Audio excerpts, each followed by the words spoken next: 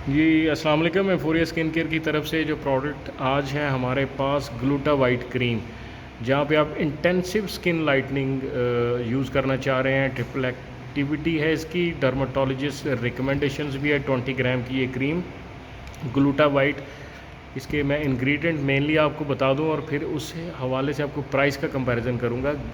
तो gluta white में जो मेन इंग्रेडिएंट है वो ग्लूटाथियोन है। ग्लूटाथियोन आपको पता है कि थोड़ा सा एक्सपेंसिव इसलिए है कि ये इंटरनेशनली अक्लेम स्किन वाइटनिंग का एक बहुत ही बेहतरीन इंग्रेडिएंट है।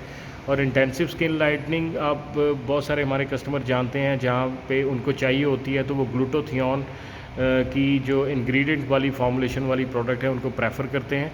तो ग्लूटा वाइट आज ही आप हासिल कर सकते हैं। अब आप प्राइस देख लें, 770 रुपीज़।